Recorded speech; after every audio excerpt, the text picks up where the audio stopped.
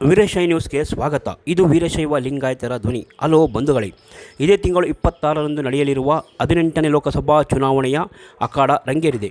ಮೊದಲ ಹಂತದಲ್ಲಿ 14 ಲೋಕಸಭಾ ಕ್ಷೇತ್ರಕ್ಕೆ ಚುನಾವಣೆ ನಡೆಯಲಿದ್ದು, ಅದರಲ್ಲಿ ತುಮಕೂರು ಸಹ ಒಂದು ಲೋಕಸಭಾ ಚುನಾವಣಾ ಕ್ಷೇತ್ರವಾಗಿದೆ. ವೀರಶೈವ ನ್ಯೂಸ್ ನಡೆಸುತ್ತಿರುವ ಅಭಿಯಾನದಲ್ಲಿ ಇಂದು ತಿಪಟೂರಿನ ನಗರದಲ್ಲಿ ಹಲವಾರು ಮತದಾರರನ್ನು ಮಾತನಾಡಿಸಿದೆ. ಆ ಮತದಾರರಲ್ಲಿ ಪ್ರಮುಖರಾದಂತಹ ವೀರಶೈವ ಲಿಂಗಾಯತ ಮಹಾಸಭಾದ ಮಾಜಿ ಅಧ್ಯಕ್ಷ ಬಿ.ವಿ. ಮಹದೇವಯ್ಯನವರು ತಮ್ಮ ಅನಿಸಿಕೆಗಳನ್ನು ನಮ್ಮ ವೀರಶೈವ ನ್ಯೂಸ್ನೊಂದಿಗೆ ಹಂಚಿಕೊಂಡಿದ್ದಾರೆ. ಅದರ ಬಗ್ಗೆ ನಮ್ಮ ಹಿರಿಯ ಪತ್ರಕರ್ತ ಸೋಮಶೇಖರ್ ಗಾಂಧಿಯವರು ಚಿಟ್ಚಾಟ್ ಮಾಡಿದ್ದಾರೆ. ನೋಡಿಕೊಂಡು ಬರೋಣ ಬನ್ನಿ. ನಾವಿವತ್ತು ತುಮಕೂರು ಜಿಲ್ಲೆಯ ತಿಪಟೂರು ನಗರದಲ್ಲಿದ್ದೇವೆ. ಇವತ್ತು ತಮಗೆಲ್ಲ ತಿಳಿದೇ ಇದೆ, 18ನೇ ಲೋಕಸಭಾ ಚುನಾವಣೆ ಪ್ರಕ್ರಿಯೆಗಳು ಆರಂಭವಾಗಿ ಇನ್ನೇನು 4 ದಿನಗಳು ಮಾತ್ರ ಉಳಿದಿವೆ. ಆ ನಿಟ್ಟಿನಲ್ಲಿ ಇವತ್ತು ನಾವು ತಿಪಟೂರು ಬಂದು ನಮ್ಮ ವೀರಶೈವ ಲಿಂಗಾಯತ ಸಮುದಾಯದ ಮುಖಂಡರು ಹಾಗೂ ನೊಳಂಬ ವೀರಶೈವ ಸಂಘದ ತುಮಕೂರಿನ ಮುಖಂಡರಾದಂತಹ ಮಾದೇವಿಯವರು ನಮ್ಮ ಹತ್ರ ಇದ್ದಾರೆ. ಅವರು ಈ ಚುನಾವಣೆ ಬಗ್ಗೆ ಏನು ಹೇಳ್ತಾರೆ ಕೇಳೋಣ ಬನ್ನಿ.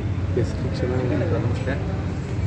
ಇವತ್ತು ಪ್ರಸ್ತುತ ಈ ಒಂದು ಲೋಕಸಭಾ ಚುನಾವಣೆಯಲ್ಲಿ ನಮ್ಮ ವಿ ಸೋಮಣ್ಣವರು ಒಬ್ಬ ಜಾತ್ಯತೀತ ನಾಯಕರು.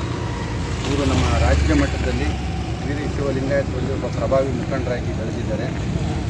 ಸನ್ನಿವೇಶದಲ್ಲಿ ಏನಾಗಿದೆ, ನಮ್ಮ ತುಮಕೂರು ಜಿಲ್ಲೆಯಲ್ಲಿ ಪ್ರಥಮವಾಗಿ ಚುನಾವಣೆಯಲ್ಲಿ ಪ್ರಚಾರಕ್ಕೆ ತುಮಕೂರಿಗೆ ಎಂಟ್ರಿ ಕೊಟ್ಟಾಗ ಸೋಮಣ್ಣನವರು ಒಳಗಡೆಯವರು ಅಂತ ಕೆಲವರು ಬಿಂಬಿಸ್ತಿದ್ರು.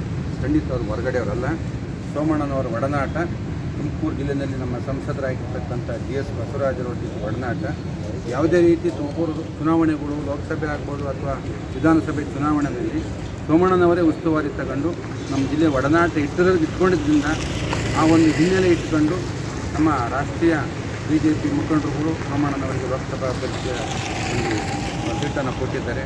ಖಂಡಿತವಾಗಿ ನಮ್ಮ ತಿಪಟೂರು, ತುರುವೇಕೆರೆ, ಚಿಕ್ಕನಾಯಕನಹಳ್ಳಿ, ಗುಬ್ಬಿ, ತುಮಕೂರು ನಗರ ಮತ್ತು ತುಮಕೂರು ಗ್ರಾಮಾಂತರ, ಕೊರಟಗೆರೆ, ಮಧುಗಿರಿ ಈ ಭಾಗದಲ್ಲಿ ಸಾಕಷ್ಟು ಪ್ರಭಾವಿ ಹೊಂದಿದ್ದು ಅವ್ರನ್ನ ನಾವು ತುಮಕೂರು ಜಿಲ್ಲೆಯಲ್ಲಿ ಸುಮಾರು 1.5 ಲಕ್ಷದಿಂದ 2 ಲಕ್ಷದ ಅತ್ಯಧಿಕ ಮತಗಳಿಂದ ಈ ಜನ ನಮ್ಮ ತುಮಕೂರು ಜಿಲ್ಲೆಯ ಜನ ಅವ್ರನ್ನ ಚುನಾಯಿತರನ್ನಾಗಿ ಮಾಡಬೇಕು ಅಂತ ಒಂದು ತೀರ್ಮಾನ ತಗೊಂಡಿದ್ದಾರೆ. ಅದರಲ್ಲೂ ಕೂಡ ನಮ್ಮ ತಿಪಟೂರು ತಾಲೂಕಿನಲ್ಲಿ ತಿಪಟೂರು, ತುರುವೇಕೆರೆ ಖಂಡಿತವಾಗಿ ಈ ಜಿಲ್ಲೆಯಲ್ಲಿ ಹೈಯೆಸ್ಟ್ ಲೀಡ್ ಕೊಡ್ತಕ್ಕಂಥ 2 ಪ್ರಮುಖ ಕ್ಷೇತ್ರಗಳಾಗಿ ಹೊರಹೊಮ್ಮಿದ್ದಾರೆ.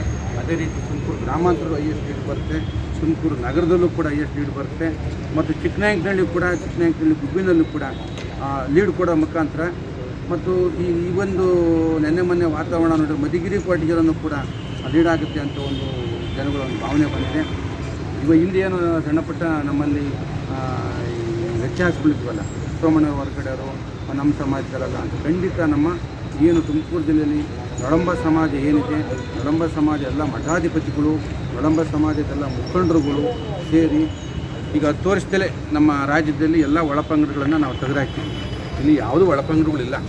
ಹಿಂದೆ ಏನು 800 ವರ್ಷಗಳಿಂದ ಬಸವಣ್ಣವ್ರ ಕಾಲದಲ್ಲಿ ನಮ್ಮ ಸಮಾಜ ವೀರಶೈವ ಲಿಂಗಾಯತರು ಅಂತ ಭಾರಿ ಹೋರಾಟ ಮಾಡಿದ್ರು. ಅವ್ರು ಒಂದಾಗಿರಲಿಲ್ಲ. ಸನ್ಮಾನ್ಯ ಶ್ರೀ ನಮ್ಮ ರಾಜ್ಯ ನಾಯಕರಾಗಿರ್ತಕ್ಕಂಥ B.S. ಯಡಿಯೂರಪ್ಪನವರು ಮುಖ್ಯಮಂತ್ರಿ ಆದಮೇಲೆ ನಮಗೆ ರಾಜ್ಯದಲ್ಲಿರ್ತಕ್ಕಂಥ ಎಲ್ಲ ಒಳಪಂಗಡಗಳು ಒಂದೇ, ಅದು ವೀರಶೈವ ಲಿಂಗಾಯತ ಅಷ್ಟೇ. ಅಷ್ಟಕ್ಕೆ ಸೀಮಿತವಾಗಿ ಸೋಮಣ್ಣನವರನ್ನು ನಾವು ಅತ್ಯಧಿಕ ಮತಗಳಿಂದ ನಾವು ಗೆಲ್ಲಿಸ್ತೀವಿ. ಮತ್ತು ನಮ್ಮ ಜಿಲ್ಲೆಯ ಎಲ್ಲ ಮಠಗಳ ಒಡನಾಟ ಸೋಮಣ್ಣನವರಿಗೆ, ಎಲ್ಲ ಮಠಗಳು ನಮ್ಮ ಜಿಲ್ಲೆಗೆ ಶಿವಕುಮಾರ ಸ್ವಾಮೀಜಿಗಳು ಆದಿಯಾಗಿ ಅವರ ಒಂದು ಒಡನಾಟ ಚೆನ್ನಾಗಿತ್ತು ನಮ್ಮ ಸೋಮಣ್ಣವರಿಗೆ. ಯಾಕೆ ಅವ್ರ ಪ್ರಭಾವ ಅಂದರೆ ಸುಮಾರು 7-8-10 ವರ್ಷಗಳ ಕಾಲ ಶಿವಕುಮಾರ ಸ್ವಾಮೀಜಿಗಳ ಅವರ ಜನ್ಮ ದಿನೋತ್ಸವನ ಇವರ ನೇತೃತ್ವದಲ್ಲಿ ಮಾಡಿದ್ದಾರೆ. ಹಾಗಾಗಿ ಶಿವಕುಮಾರ ಸ್ವಾಮೀಜಿಗಳ ಭಕ್ತರೇನಿದ್ದಾರೆ ರಾಜ್ಯ ವ್ಯಾಪ್ತಿ ಇದ್ದಾರೆ, ರಾಷ್ಟ್ರ ವ್ಯಾಪ್ತಿ ಇದ್ದಾರೆ. ಹಾಗಾಗಿ ಯಾರು ಶಿವಕುಮಾರ ಸ್ವಾಮೀಜಿಗಳನ್ನು ಸೇವೆ ಮಾಡ್ತಾರೆ ಅವರು ರಾಜ್ಯ ಮಟ್ಟದ ನಾಯಕರಾಗಿ ಹೊರಹೊಮ್ಮೋದಕ್ಕೆ ಯಾವುದೇ ರೀತಿಯ ಒಂದು ಅನುಮಾನ ಇಲ್ಲ. ಅದೇ ರೀತಿಯಾಗಿ ಯಡಿಯೂರಪ್ಪನವರು ಕೂಡ ಅದೇ ರೀತಿ ಶಿವಕುಮಾರ ಸ್ವಾಮೀಜಿಗಳ ಅವ್ರಿಗೆ ಆಶೀರ್ವಾದದಿಂದ ರಾಜ್ಯದ ನಾಯಕರಾಗಿ ಬಂದಿದ್ದಾರೆ. ಅದಕ್ಕೋಸ್ಕರ ಸೋಮಣ್ಣ ಅವರು ಗೆಲುವು ನಿಶ್ಚಿತ. ಅದೇ ರೀತಿಯಾಗಿ ನಮ್ಮ ತುಮಕೂರು ಜಿಲ್ಲೆಯಲ್ಲಿ ಇವತ್ತೇನು ಒಕ್ಕಲಿಗ ಸಮಾಜ ಇದೆ, ನಿಜಕ್ಕೂ ಕೂಡ ನಾವು ಅವ್ರಿಗೆ ಕೊಂಡಾಡಬೇಕು.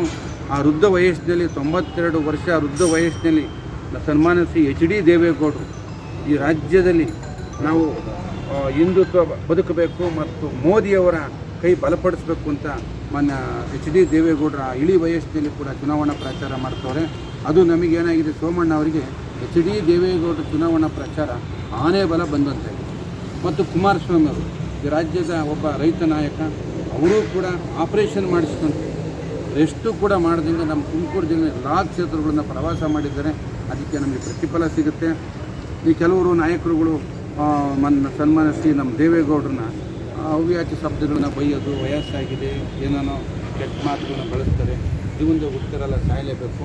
ಆ ದೇವೇಗೌಡರಂತೂ ನಾನಂತೂ ಭಾರಿ ಅವ್ರ ಬಗ್ಗೆ ಗೌರವ ಇದೆ. ಯಾಕೆಂದರೆ 92 ವಯಸ್ಸಿನಲ್ಲಿ 18 ವರ್ಷದ ಯುವಕರು ಓಡಾಡ್ತಾರೆ. ಅದನ್ನು ನಾವು ನಿಜಕ್ಕೂ ಕೂಡ ಮರೆಯಲಿಕ್ಕೆ ಆಗೋದಿಲ್ಲ. ನಮ್ಮ ಜಿಲ್ಲೆಗಿರ್ತಕ್ಕಂಥ ಎಲ್ಲ ಸಮಾಜ ಬಾಂಧವರು, ಇಂಥ ಸಮಾಜ ಅಂತಲೇ ಎಲ್ಲ ಸಮಾಜ ಬಾಂಧವರು, ಹಿಂದುಳಿದ ವರ್ಗರಾಗ್ಬೋದು, ದಲಿತರಾಗಿರ್ಬೋದು, ಜನರಲ್ ಕ್ಯಾಟಗರಿ ಆಗಿರ್ಬೋದು, ಲಿಂಗಾಯತರಾಗಿರ್ಬೋದು, ಎಲ್ಲ ಸಮಾಜದವರು ಕೂಡ ವಿ ಸೋಮಣ್ಣನವರು ಜಾತ್ಯತೀತ ನಾಯಕ. ಇವರು ನಾವು ಬೆಂಬಲಿಸಲೇಬೇಕು. ಇವತ್ತು ಉದಾಹರಣೆಗೆ ಅವರು ಗೋವಿಂದರಾಜನಗರ ಇರ್ಬೋದು, ಅಲ್ಲಿ ವಿಜಯನಗರ ಇರ್ಬೋದು, ಆಮೇಲೆ ಚಾಮರಾಜನಗರ ಇರ್ಬೋದು, ಆ ಕಡೆ ಒಡನಾಟ ಮೈಸೂರು ಇರ್ಬೋದು, ಅಲ್ಲೇನೇನು ಕೆಲಸಗಳೆಲ್ಲ ಮಾಡಿದ್ದಾರೆ. ಆ ಅಭಿವೃದ್ಧಿ ಕಾರ್ಯಗಳನ್ನು ಮುಂದಿಟ್ಟುಕೊಂಡು ಇವತ್ತು ಸೋಮಣ್ಣನವರ ಅಭಿಮಾನಿಗಳಾಗಿರ್ತಕ್ಕಂಥ ಮೈಸೂರು, ಚಾಮರಾಜನಗರ, ಬೆಂಗಳೂರು ಎಲ್ಲ ಒಂದು ತಂಡನೇ ಬಂದು ತುಮಕೂರಿನಲ್ಲಿ ವಾಸ್ತವ ಸಾವಿರಾರು ಜನ ಹೂಡಿದ್ದಾರೆ. ಸೋಮಣ್ಣನವರಿಗೆ ಗೆಲುವು ನಿಶ್ಚಿತ, ನಾವು ಗೆಲ್ಲಿಸೋದು ನಿಶ್ಚಿತ. ಈ ರಾಜ್ಯಕ್ಕೆ ನಾವು ಮೋದಿಯವರ ಕೈ ಬಲಪಡಿಸೋಕ್ಕೋಸ್ಕರ ಸೋಮಣ್ಣನವ್ರಿಗೆ ಆಗಲಿಕ್ಕೆ ಜನ ತೀರ್ಮಾನ ಮಾಡಿದರೆ ಖಂಡಿತ ಸೋಮಣ್ಣನವ್ರನ್ನ ನಾವು ಗೆಲ್ಲಿಸ್ತೀವಿ. 1.5 2 ಲಕ್ಷ ಮಟ್ಟಲ್ಲಿ ಗೆಲ್ಲಿಸ್ತೀವಿ. ಈ ಮುಖಾಂತರ ನಾನು ಹೇಳ್ತೀವಿ. ನಾನು ಬಿ ಮಹದೇವಯ್ಯ. ನಾನು ಹಿಂದೆ ನಮ್ಮ ಭೀಮಣ್ಣ ಕಂಡರ ಅಧ್ಯಕ್ಷ ಆಗಿದ್ದಾಗ ನಾನು 13 ವರ್ಷ ಜಿಲ್ಲಾ ವೀರಶೈವ ವೇದಿಕೆ ಅಧ್ಯಕ್ಷ ಆಗಿದ್ದೆ. ನಾನು ಎಡಮ ಸಮಾಜ ವೀರಶೈವ ಮುಖಂಡ ಆಗಿದ್ದೀನಿ. ನಾನು ಅನೇಕ ನಮ್ಮ ವೀರಶೈವ ಸಮಾಜ ಸಂಘ ಸಂಸ್ಥೆಗಳ ನಿರ್ದೇಶಕನಾಗಿ, ಅಧ್ಯಕ್ಷನಾಗಿ, ಉಪಾಧ್ಯಕ್ಷನಾಗಿ ಕೆಲಸ ಮಾಡ್ತಿದ್ದೀನಿ. ಆಮೇಲೆ ಸಹಕಾರಿ ಕ್ಷೇತ್ರದಲ್ಲೂ ಕೂಡ ನಾನೀಗಾಗಲೇ ನಿರ್ದೇಶಕನಾಗಿ ಸಂಘ ಸಂಸ್ಥೆಗಳೆಲ್ಲ ಕೆಲಸ ಮಾಡಿಕೊಂಡು ನಾವು ಕೂಡ ಒಂದು ಈ ವಿಚಾರದಲ್ಲಿ ನಾವು ಹೋರಾಟ ಮಾಡ್ತಾಯಿದ್ದೀವಿ.